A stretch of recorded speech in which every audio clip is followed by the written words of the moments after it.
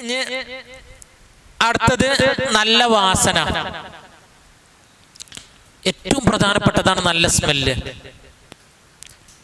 മഹാനായിരിക്കുന്ന ഷാഫി ഇമാം പറഞ്ഞിട്ട്, ആരെങ്കിലും ഒരാളെ വാസന നന്നായാൽ അവന്റെ ബുദ്ധി കൂടും, വസ്ത്രം വൃത്തിയായാൽ അവന്റെ ടെൻഷൻ മാറും. സ്വാഭാവികം നല്ല വൃത്തിയിലേക്ക് നടക്കണമെന്ന് പൊതുവെ ടെൻഷൻ കുറയുന്നുള്ളതാണ്. നാം എടുത്ത് നോക്കിയാൽ മതി. പൊതുവെ ഡ്രസ്സ് ഇതൊന്നും ശ്രദ്ധിക്കാത്ത ആൾക്കാര് പൊതുപോലെ നന്നായിട്ട് ടെൻഷനുള്ള ആൾക്കാരായിരിക്കും. രണ്ട്, ഒരു മനുഷ്യർക്ക് ബുദ്ധി കൂടുതൽ ഏറ്റവും പ്രധാനമാണ് എന്ത്? സുഗന്ധം ഉപയോഗിക്കുക എന്നുള്ളത്. സുഗന്ധം ഉപയോഗിക്കുമ്പോൾ ശ്രദ്ധിക്കണം. നമ്മള് പുരുഷന്മാർക്ക് പൊതുവെ ഹാർഡായ സ്മെല്ലായിരിക്കും ഇഷ്ടം ഉണ്ടാകുക, കുറച്ച് കുത്തുന്ന സാധനമായിരിക്കും ഇഷ്ടം ഉണ്ടാകുക. സ്ത്രീകൾക്ക് അതുണ്ടാകുക ലൈറ്റ് സ്മെല്ലായിരിക്കും ഉണ്ടാകുക. അപ്പോൾ വീട്ടിനുള്ളിലേക്ക് ഉപയോഗിക്കാൻ ഏറ്റവും നല്ലത് തന്നെയാണ് ലൈറ്റ് സ്മെല്ല് അത്തറുകളാണ് നല്ലത്. ഞാൻ പറയാം ഇത് കഴിഞ്ഞിട്ട് പറയട്ടോ. അവസാനത്തേത് നല്ല സംഗീതം. മൻ ഉലിദ മൗലൂദൻ ഫഅദന ഫീ ഉദ്നിഹിൽ യുംന വഅഖാമ ഫീ ഉദ്നിഹിൽ യുസ്റ ലം യദുറുഹു ഉമ്മു സുബ്യാൻ. ഇതിലൊക്കെ ഹദീസ് പറയാണ്ടായിരുന്നു, ഞാൻ സമയമില്ലാത്തതിന്റെ പേരിൽ ഇങ്ങനെ അടിച്ചു വിട്ടതാട്ടോ. നബി സല്ലല്ലാഹു അലൈഹി വസല്ലം തങ്ങളുടെ ഒരു ഹദീസുണ്ട്. ഒരാൾക്ക് ഒരു കുട്ടി ജനിച്ചു. വലത്തെ ചെവിയിൽ ബാങ്കും ഇടത്തെ ചെവിയിൽ ഇഖാമത്തും കൊടുത്തു കഴിഞ്ഞാൽ ആ കുട്ടിക്ക് അപസ്മാര രോഗം ഉണ്ടാകൂല, ഉമ്മു സുബ്യാൻ ഉണ്ടാകൂല. ലോകത്തുള്ള എല്ലാ വസ്തുക്കൾക്കും താളുണ്ട്. നമുക്ക് ഒരിക്കലും കേൾക്കാൻ ഇഷ്ടപ്പെടാത്ത ശബ്ദം ഏതാണ്? ഇരുമ്പിന്റെ ശബ്ദമാണ്. ഇരുമ്പ് കൂട്ടിമുട്ടുന്ന വല്ലാത്ത ബെല്ലിന്റെ ശബ്ദം ഇഷ്ടമുണ്ടാവില്ലല്ലോ. എന്നാൽ ട്രെയിൻ യാത്ര നമുക്ക് സുഖമായിട്ട് ഓർമ്മ, അതിനൊരു താളുണ്ട് എന്നുള്ളതാണ്. ലോകത്ത് താളത്തെ ഇഷ്ടപ്പെടാത്ത ആരും ഉണ്ടാവില്ല. എന്നാൽ ഹൃദയത്തിന്റെ താളം ഏതാണ്? ബാങ്കിന്റെ താളയാണ് ഹൃദയത്തിന്റെ താളം. ശരിക്കും പ്രസവിച്ച ഉടനെ ശരിക്കും കിട്ടാൻ പ്രയാസാണ്. ആദ്യം കുട്ടിക്ക് ബാങ്ക് കൊടുത്ത് ഇടച്ചെവിയും കൊടുത്താല് ആ കുട്ടിക്ക് ഒരു പ്രശ്നങ്ങളൊന്നും ഉണ്ടാവില്ല. കൊടുത്തിട്ടില്ലെങ്കിൽ ആ കുട്ടിക്ക് ഉമ്മു സുബ്യാൻ എന്ന് പറയുന്ന അപസ്മാര രോഗം ഉണ്ടാകും. അപസ്മാര രോഗം 120 പരണ്ട് എന്നുള്ളതാണ്. അപസ്മാര രോഗത്തിന്റെ കാറ്റഗറി 120 ഉണ്ട്. അപ്പൊ അപസ്മാര രോഗം ഉണ്ടാകാതിരിക്കുന്നതിൽ ഏറ്റവും പ്രധാനം എന്താണ്? നല്ല ഇത് ഒരു മനുഷ്യനെ സ്വാധീനിക്കുന്നതാണ് ഏറ്റവും നല്ല സംഗീതം. അപ്പൊ നമ്മൾ തിരഞ്ഞെടുക്കുക നമ്മൾ ഏത് ഇഷ്ടപ്പെടുന്നു എന്നുള്ളതാണ്. സ്വർഗത്തില് ദാവൂദ് നബി അലൈഹിസ്സലാമിന് വേണ്ടിയിട്ട് ഒരു സിംഹാസനം പണിയുമെന്നും അതിൽ ദാവൂദ് നബി അലൈഹി ഇസ്ലാം കയറി ഖുർആൻ പാരായണം ചെയ്തൊക്കെ കേൾക്കുന്നുണ്ടല്ലോ. എന്റെ കാരണം ഒരു മനുഷ്യനെ സ്വാധീനിക്കുന്ന ഏറ്റവും നല്ലതാണെന്ത്? അപ്പോൾ ഈ 10 കാര്യം അപ്പൊ ഏകദേശം 10 കാര്യം അടിച്ചു വിട്ടിട്ടുണ്ട്. സമയമില്ല എന്നറിയാം. സാധാരണ ഒരു ദിവസത്തിന് എടുക്കുന്ന ക്ലാസ് വളരെ ചുരുക്കെടുത്തതാണ്. ഈ 10 കാര്യങ്ങൾ ഒരു മനുഷ്യൻ ശ്രദ്ധിച്ചാൽ രോഗമില്ലാത്തൊരു സമൂഹത്തെ നമുക്ക് വളർത്തിയെടുക്കാൻ കഴിയും. അതിൻ്റെ അടിയിൽ ചോദിച്ചൊരു ചോദ്യമാണ് ഏത്? കുളിക്കണ വിഷയം.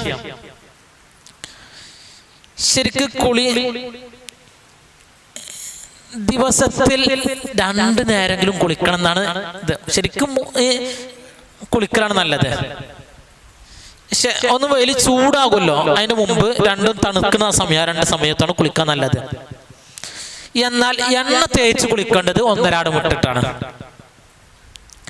ശരി കുളിക്കുമ്പോ എണ്ണ വെച്ച് കുളിക്കൽ സുന്നത്ത് പറയണ്ടേ? അതിൽ എണ്ണയേക്കണത് എങ്ങനെയാണ്? 1.5 ദിവസം എണ്ണയേക്കൽ നല്ലതല്ല.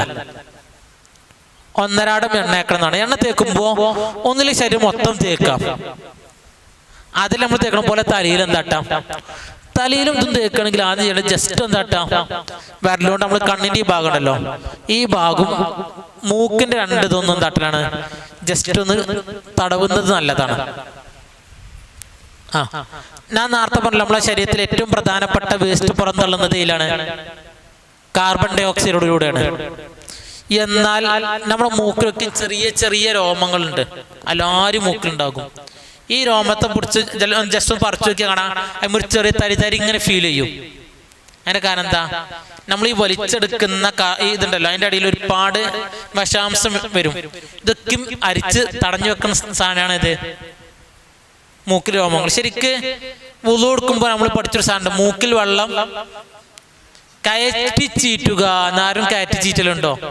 നമ്മളിങ്ങനെ ഉണ്ടാക്കിയിട്ടുണ്ട് എടുക്കൂലേ? ശരിക്കും മൂക്കട വലിച്ചാൽ തരിപ്പണ് പോകൂലേ? ആ ലെവലിൽ എടുക്കണം എന്നാ നിയമം. അപ്പോൾ അവിടെയുള്ള കെട്ടിക്കിടക്കുന്ന വേസ്റ്റൊക്കെ പുറന്തള്ളും. 1-2 ദിവസം പ്രയാസം ഉണ്ടാകും, പിന്നെ പ്രയാസം തീരും. ശരിക്കും അങ്ങനെ ഇപ്പോൾ അക്യൂപ്രഷർ എന്ന് പറഞ്ഞ ചികിത്സ ഇത് കേട്ടുക്കണമെന്ന് അറിയില്ല. അക്യൂപഞ്ചർ വേറെയാണ്, അക്യൂപഞ്ചറിന് സൂചിടലാണ്. പ്രഷർ എന്ന് പറഞ്ഞാൽ ജസ്റ്റ് അമർത്തി കൊടുക്കുന്ന രീതിയാണ്. അപ്പൊ ഈ അക്യൂപ്രഷറിൽ ഏറ്റവും പ്രധാനപ്പെട്ട് ഏത് രോഗം ഉണ്ടെങ്കിലും പറഞ്ഞ സാധനം നമ്മൾ കടുകെണ്ണ ഉണ്ടല്ലോ, അല്ല ഏതാണെങ്കിൽ പറ്റും, കടുകെണ്ണ 1 സ്ഥലം പറയല് ജസ്റ്റ് കൈമാക്കുക, എന്നിട്ട് 2 മൂക്കം തട്ട, മാക്സിമം ഒരു വിരൽ എത്ര കയറ്റാൻ പറ്റുമോ അത്രയും കയറ്റി ജസ്റ്റ് ഒന്ന് ഉൾഭാഗം മസാജ് ചെയ്താൽ ഒരുവിധം രോഗം മാറും. കാരണം എന്താ, ഓക്സിജൻ ക്ലിയർ നന്നാകും. ഓക്സിജൻ നന്നാൽ നമ്മുടെ ഹൃദയത്തിന് ബ്ലഡ് സർക്കുലേഷൻ നന്നാകും, ശരീരത്തിന് 4 ഭാഗത്തെ ക്ലിയർ ആകത്തും. ഏതെണ്ണിയും പറ്റും. 1-ാം സ്ഥാനം കടുകെണ്ണാണ് അതിൽ പറയുന്നത്.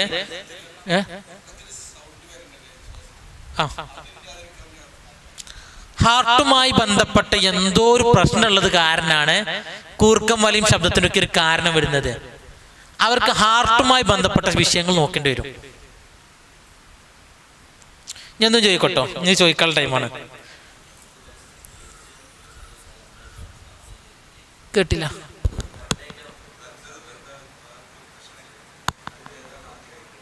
രണ്ടായിട്ടും ഭക്ഷണത്തിലോ?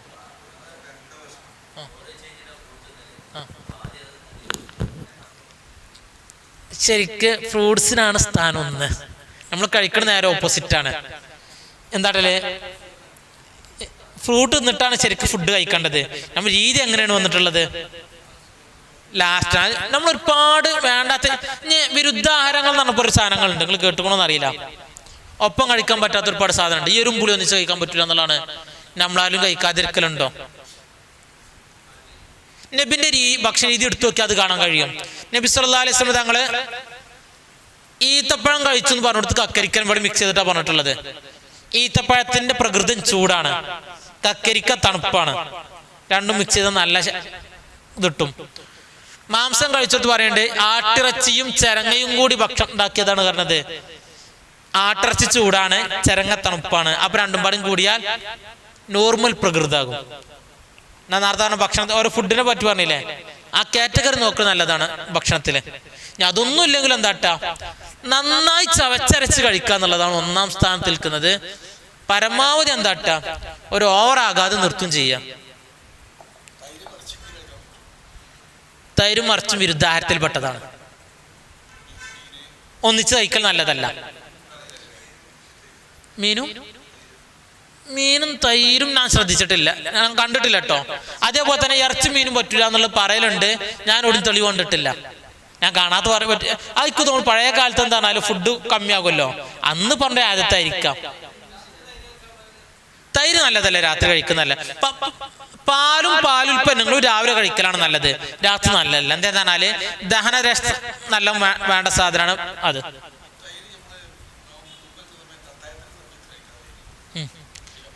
പറ്റും. അതിന് രാവിലെ എത്ര നേരത്തെ കഴിക്കുന്ന പ്രശ്നമില്ല, കുഴപ്പമില്ല. ഇതൊക്കെയും കഴിഞ്ഞാൽ ഞാൻ വേറെ നിങ്ങൾക്ക് ചോദിക്കാം, ഞാൻ വേറെ സാധനം കൂടി പെട്ടെന്ന് പറഞ്ഞുതരാം. ഒരു 10 മിനിറ്റ് കൊണ്ട് തീർക്കാം. അതാണ് നല്ലത്.